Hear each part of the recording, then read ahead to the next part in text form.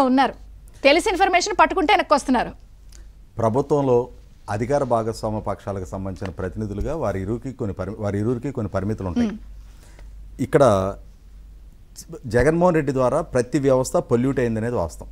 అలాగే police department కూడా నిలువెల్లా పొల్యూట్ అయిపోయింది. ఆ పొల్యూట్ అయిన వ్యవస్థల నుంచి ఇవాళ బియ్యంలో నుంచి రాళ్ళు ఏరినట్టుగా కాకుండా రాళ్లలోంచి బియ్యం ఏరినట్టుగా మెరుగైన అధికారులను ఎంపిక చేసుకోవాల్సిన పరిస్థితి చంద్రబాబు నాయుడు గారి కళ్ళ ముందు ఉంది. ఆ దృష్ట్యా మొదట ఒక నెలన్నర 2 నెలల పాటు ప్రభుత్వం తనకు అనుకూలమైన మెకానిజం సెట్ చేసుకునే ప్రాసెస్లోనే బిజీ అయిపోయింది.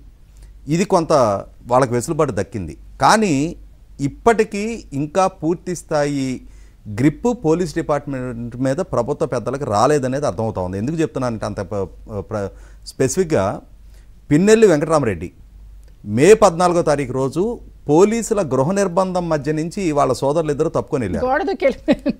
అతనికి సహకరించిన అధికారులు ఎవరు?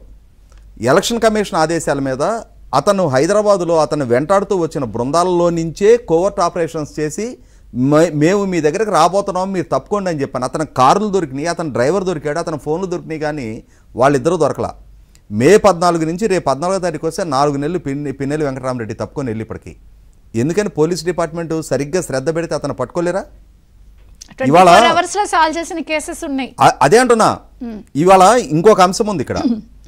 చంద్రబాబు నాయుడు గారి మీద సెప్టెంబర్ 9, 2023 అతను Kolli Raghurama Reddy SIT DIG Nandyal arrest చేయడానికి వెళ్ళినప్పుడు చంద్రబాబు నాయుడు గారు లాయర్లు 1-10 సార్లు ప్రశ్నించారు. ఏ ఛార్జెస్ మీద నన్ను అరెస్ట్ చేయడానికి వచ్చావు, నా మీద ఉన్న ఆరోపణలు ఏంటి, నీ దగ్గర ఉన్న సాక్ష్యాలు ఏంటి అంటే, ముందు మీరైతే అరెస్ట్ వారెంట్ ఉంది, మాతో నడవండి, మీకు తర్వాత మేము ఆధారాలు ఇస్తామని చెప్పని 24 గంటల తర్వాత కోర్టులో ప్రొడ్యూస్ చేసినాక రిమాండ్ రిపోర్ట్లో మెన్షన్ చేశారు తప్ప చంద్రబాబు నాయుడు గారి చేతికి సాక్ష్యాలు ఇవ్వాల. అదే సందర్భంలో రిమాండ్ రిపోర్ట్లో కూడా మేము విచారణ చేసి నిర్ధారణ చేసుకోవాలనుకున్నారు తప్ప పూర్తి తప్పులు తడగ్గా ఉన్న రిమాండ్ రిపోర్టుని కోర్టు ఆమోదించింది. 1-4 సార్లు బెయిల్ పిటిషన్ రిజెక్ట్ చేసింది. గౌరవ హైకోర్టు కూడా బెయిల్ రిజెక్ట్ చేసి 53 రోజులు ఆయన జైల్లో ఉండాల్సిన పరిస్థితి చూసాం మనం. జోగి రాజీవ్ మొన్న స్పష్టమైన సాక్ష్యాధారాలతోటి విత్ డాక్యుమెంటల్ ఎవిడెన్స్ తోటి అతను క్రిమినల్ మోటివ్ తోటి ఒక సిఐడి సీజర్లో ఉన్న ఆస్తిని కొట్టేసి అమ్ముకొని క్యాష్ చేసుకున్న సాక్ష్యాధారాలతో దొరికితే వారం రోజుల్లో బెయిల్ వచ్చింది. ఆ బెయిల్ని పోలీస్ డిపార్ట్మెంట్ ఉన్నత న్యాయస్థానంలో ఎందుకు ఛాలెంజ్ చేయలేదు?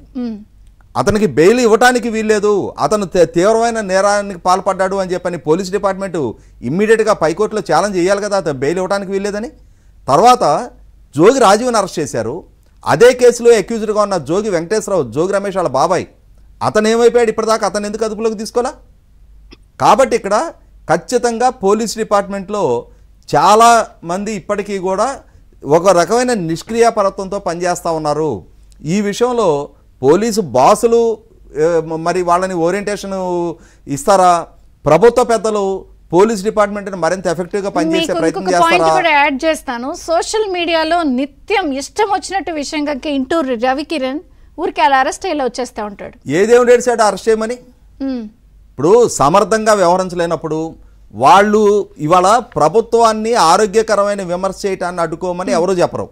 ప్రభుత్వంలో తప్పులుంటే, ప్రభుత్వ విధానాల్లో లోపాలుంటే, ప్రభుత్వం ఏదైనా అవినీతి జరుగుతుంటే దాన్ని ప్రస్తావించడానికి, ప్రశ్నించడాన్ని ప్రజాస్వామ్యబద్ధంగా వాళ్ళకున్న హక్కుని హరించమని ఎవరు చెప్పరు.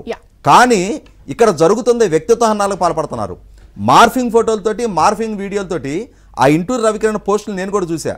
ఎంత జుగుసాకరంగా అతను నాయకుల్ని చిత్రీకరిస్తూ ఉన్నాడు. చంద్రబాబు నాయుడు గారిని, పవన్ కళ్యాణ్ గారిని, నారా లోకేష్ని ఎంత జుగుసాకరమైన పోస్టులతోటి. ముఖ్యంగా ఇవాళ కుటుంబ కట్టుబాట్లు దాటి రాజకీయాల్లోకి వచ్చే మహిళలే తక్కువ. అటువంటి మహిళా నాయకురాళ్ల నైతికతను దెబ్బతీయడం కోసం ఎంతమంది మహిళా